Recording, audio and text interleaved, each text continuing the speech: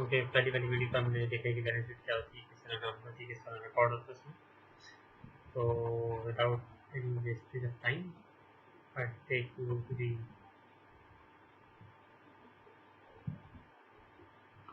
Slide show. Although के slide show मेरा नहीं है, ये साइड मेरी भी है, आप ऊपर लिंक भी दे सकते हैं। CFI कॉर्पोरेट फाइनेंस इंस्टीट्यूट का होता है, लेकिन ये समझाने के लिए बहुत आसान है, इसलिए कुछ लोगों को नहीं समझ आता, इसी वजह से जो है मैं आपको मैं बना रहा हूँ वीडियो। तो रोल ऑफ इनकम स्टेटमेंट जिसे हम प्रॉफिट या लॉस स्टेटमेंट भी कहते हैं, P&L भी कहलाता है। उर्दू में अगर तर्जुमा करूँ उसको तो इसमें मुनाफे का बयान में तर्जुमा होगा शायद। इनकम स्टेटमेंट को statement of operation, statement of profit and loss, P&L जिस तरह में बताया वो भी कहलाता है। स्ट्रक्चर देखते हैं हम किस तरह होगा। लेकिन पहले तो आपकी रेवेन्यूज क्या होती है। मैं पेन बेचने वाला हूँ, मैंने पेन बेचा, मैंने एक पेन 20 रुपये का बेचा, ठीक। अब इसमें इन्होंने दूसरी लाइन लिखी हुई है, डायरेक्ट ऑपरेटिंग कॉस्ट हम उसमें से सब्ट्रैक्ट करते हैं, यानी माइनस करते हैं। क्या मैं दुकान वाला हूँ, मैं पेन बेचता हूँ, मैंने 20 रुपये का पेन बेचा, लेकिन जब मैंने इसको ख़रीदा था 20 रुपये वाले पेन को, तो मैंने ख़रीदा था 15 रुपये का। तो उसमें से कॉस्ट ऑफ गुड्स सोल्ड, यानी जो चीज़ मैंने बेची उसकी कॉस्ट मैं घटा दूँगा। क्या मतलब? इसका मतलब ये कि जो 15 रुपये मैंने निकाल दिए हैं, उसके बाद मेरा ग्रॉस प्रॉफिट आता है, ग्रॉस मुनाफा, जो कि 5 रुपये है। अब उसको इनडायरेक्ट ऑपरेटिंग कॉस्ट, जो कि अगर मैं खुद बेच रहा हूँ तो मेरी एडमिनिस्ट्रेशन लग रही है, या अगर मैं खुद नहीं बैठ रहा हूँ, मैंने कोई लड़का हायर किया दुकान में छोटा, वो बेच रहा है, उसको भी मैंने कुछ देने होंगे, तो हम उसको भी तोड़ देते हैं छोटे छोटे पीसेज में। फर्स्ट किया के पर पेन वो 1 रुपया है, बचा मेरा ऑपरेटिंग इनकम टैक्स देने से पहले, तो वो 4 रुपये हुई। अब इस मुनाफे पे 30% अगर मैं रखूँ, 4 रुपये पे 30%, 1 रुपया 2 पैसे, 1 पे 20 पैसे हुए। 1 रुपये 20 पैसे जब मैं हटा दूंगा, क्योंकि मेरा टैक्स है, क्योंकि जाहिर है मैं ये लोन लेके तो ये दुकान चला नहीं रहा हूँ, तो इसलिए हम इंटरेस्ट को भी नहीं लाते इसमें। हम एक टैक्स निकाल देते हैं जो कि 1 रुपया 20 पैसे है, और जब 1 रुपया 20 पैसे हम निकाल देते हैं तो हमारे पास 2 रुपये 80 पैसे बचते हैं। तो 2 रुपये 80 पैसे होगी मेरी नेट इनकम एक पेन पे। ये जो है वो कुछ एक हिस्सा है इनकम स्टेटमेंट और बैलेंस शीट का, कि नेट प्रॉफिट जो हमारे पास, इन्होंने कहा कि मैंने कॉपी बेची 90 रुपये की, जिसकी कीमत मुझे 60 रुपये पड़ी थी, यानी बनने की जो उसकी कीमत थी वो 60 रुपये थी, तो 30 रुपये मेरा ग्रॉस प्रॉफिट आया। इसी तरह उसमें बाकी पूरा दिखाया है कि क्या हुआ है क्या नहीं हुआ है। तो 7 रुपये इस सूरत में नेट प्रॉफिट आया। अब जब कंपनी अपना प्रॉफिट दिखाती है, तो कंपनी अगर तो सेठ का सेटअप नहीं है, तो कंपनी उसको ले जाती है और रिटेन अर्निंग में डिवाइड कर देती है। रिटेन अर्निंग कंपनी की बेसिकली इनकम होती है।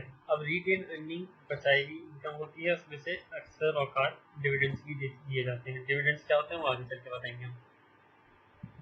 ये इन्होंने प्री पेमेंट्स पे और बाकी उस पर बात की है, इससे अब नहीं ना जाए तो बेहतर है।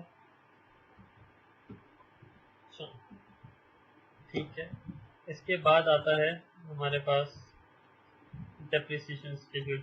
डेप्रिसिएशन स्केड्यूल होता है कि फॉर एग्जांपल मैंने एक एलईडी की लाइट ली, एलईडी की लाइट जब मैंने ली तो मैं कहूँगा कि मैंने उसको 1000 रुपये का लिया है, या चलो 80 रुपये का लिया है फॉर एग्जाम्पल, उसको मैं अब डेप्रिसिएट करूँगा। यानी जब मैं बेचने जाऊँ तो ऑब्वियसली बात है वो नहीं है, वियर एंड टियर लगता है। 4 साल बाद उसकी क्या वैल्यू होगी? मैं कहता हूँ 30 है। अब मैंने किस तरह निकाली? मैंने कहा 80 रुपये की मैंने ली, और 4 साल बाद भी जब वो सही हालत में अगर वो चल रही थी तो वो 30 रुपये की दिखेगी, यानी मिनिमम उसकी वैल्यू 30 रुपये है, ठीक। तो 4 साल पे हमने इनका डिफरेंस कैलकुलेट किया, और वो हर साल ओरिजिनल अमाउंट ओपनिंग बैलेंस जिससे हम कहते हैं उससे सब्ट्रैक्ट करते रहेंगे, तो हमारे पास क्लोजिंग बैलेंस आता रहेगा। हमने 80 रुपये के लिए 12.5 उसमें से निकल के 67.5 आ गए। फिर अगली दफ़ा 67.5 में 12.5 माइनस करेंगे हत्ता कि वो 4 साल मुकम्मल होते हैं। ये कहलाता है स्ट्रेट लाइन मेथड, नहीं ये कहलाता है रिड्यूसिंग बैलेंस मेथड।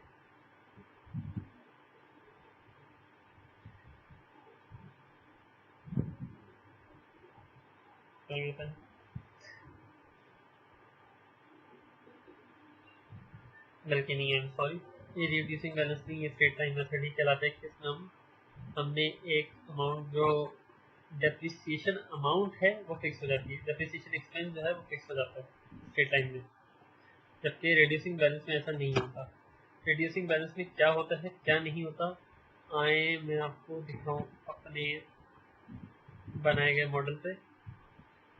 इसमें मैंने कहा है कि SLM स्ट्रेट लाइन मेथड है, RD रिड्यूसिंग बैलेंस है। तो मैंने कहा कि मैं फर्नीचर ले रहा हूँ, एसेट मेरा फर्नीचर है, मेथड मेरा स्ट्रेट लाइन है, लाइफ जो है उसकी 3 साल है, सॉरी 10 साल है, परसेंटेज ऑफ डेप्रिसिएशन 0 है और सेल्वेज वैल्यू है 10%, परचेजिंग प्राइस 10,000 की थी। तो हम शुरू करेंगे 10,000 से, सही, और हमने कहा था कि सेल्वेज वैल्यू 10% है।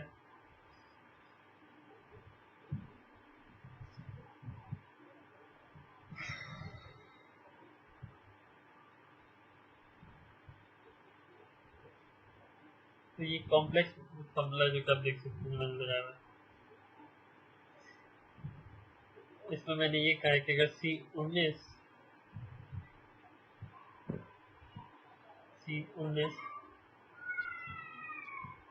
अगर SLM है, यानी C19 अगर SLM है, मेथड उसका ये है, तो आप करो ये चीज़ चेक, और अगर चीज़ चेक हो जाती है कि D20 D19 से छोटा है, D20 अगर D19 से छोटा है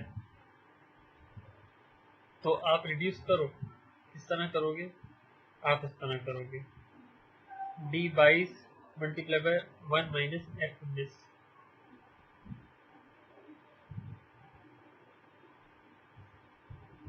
ठीक है। अब बेसिकली इसमें मैंने ये कहा कि सैलवेज वैल्यू निकाल के बाकी अमाउंट को इसको डेप्रिशिएट करते चले जाओ, और रिड्यूसिंग बैलेंस में चेक करते हैं क्या हुआ है सिलसिला। अच्छा, आप ये गौर करें, जो बयान करने का मकसद था कि स्ट्रेट लाइन में डेप्रिसिएशन वैल्यू जो है वो बराबर रहेगी हद तक कि वो एसेट डेप्रिशिएट हो जाए, जिस तरह की यहाँ पे हुआ है। लेकिन यही सिलसिला जो है वो यहाँ रिड्यूसिंग बैलेंस में मुख्तलिफ होता जाएगा। ये वैल्यू ऑटोमेटिकली 1600 थी, 1472 हो गई, जितनी भी होती है हो गई, 1354 हो गई, ये कम होती चली जाएगी हत्ता कि जो इसमें सैलवेज वैल्यू मेंटेन करनी है वो पहुँच जाए। तो इनकम स्टेटमेंट को मेरे मॉडल में भी देख लेते हैं कि हमने क्या किया है। हमने यहाँ फोरकास्टिंग भी साथ साथ ही की हुई है, और ग्रॉस प्रॉफिट के साथ साथ हमने लॉस भी इंकर किया हुआ है, वो भी इसमें मेंशन है।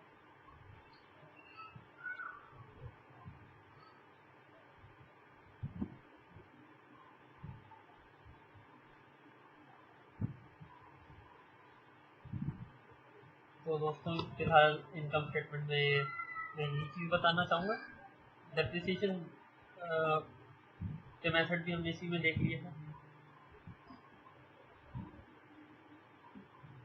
इनको हमने पूरा देख लिया है।